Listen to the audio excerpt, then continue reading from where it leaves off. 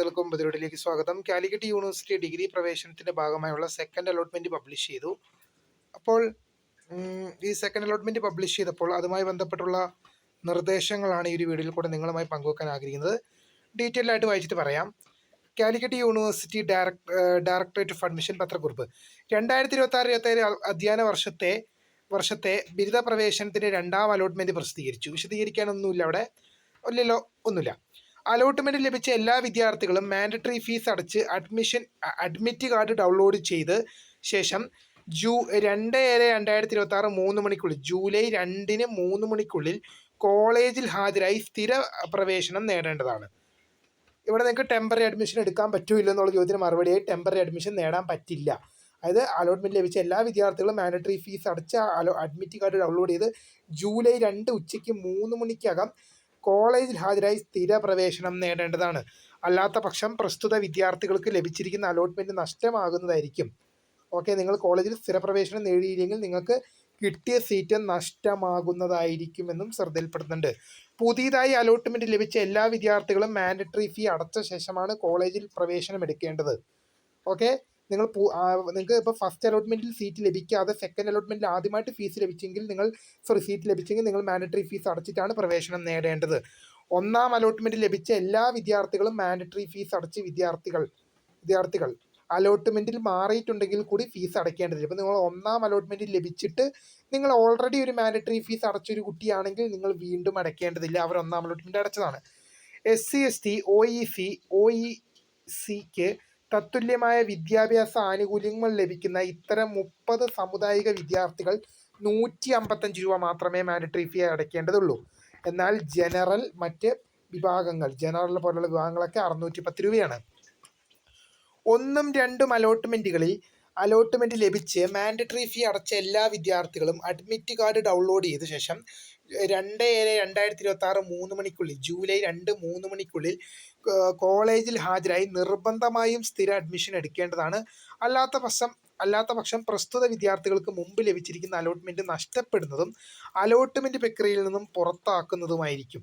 അത് നിങ്ങൾക്ക് ഇപ്പോൾ ലഭിച്ച അലോട്ട്മെന്റിൽ സ്ഥിര അഡ്മിഷൻ എടുത്തില്ലെങ്കിൽ നിങ്ങൾക്ക് ലഭിച്ച അലോട്ട്മെന്റ് നഷ്ടമാകുന്നത് മാത്രമല്ല, നിങ്ങൾക്ക് തുടർന്നുള്ള അലോട്ട്മെന്റുകൾ പരിഗണിക്കുമില്ല.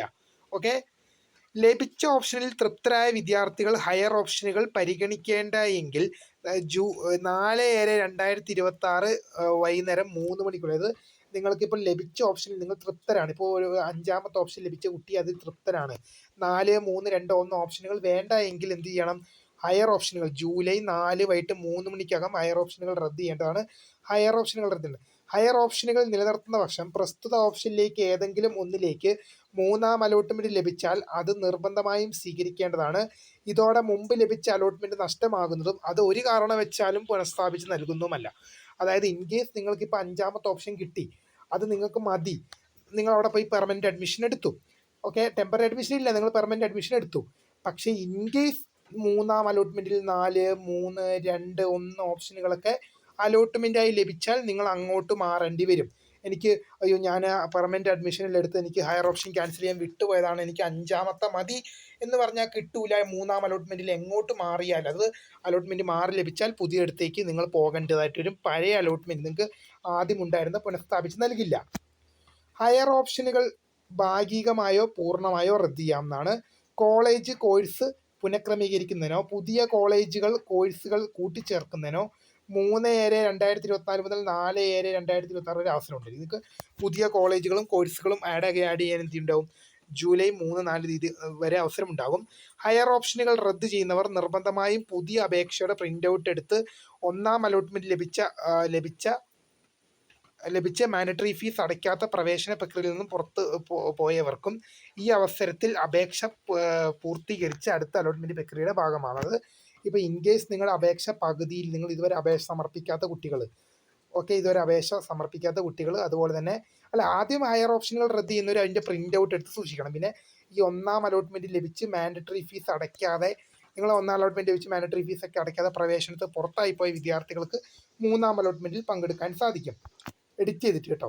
അലോട്ട്മെന്റ് ലഭിച്ച വിദ്യാർത്ഥികൾ അതാത് കോളേജുമായി ബന്ധപ്പെടേണ്ടതും ആവശ്യമായ രേഖകൾ സഹിതം ജൂലൈ 2 3 മണിക്ക് മുമ്പായി കോളേജിൽ ഹാജരായി പ്രവേശനം നേടേണ്ടതുമാണ്.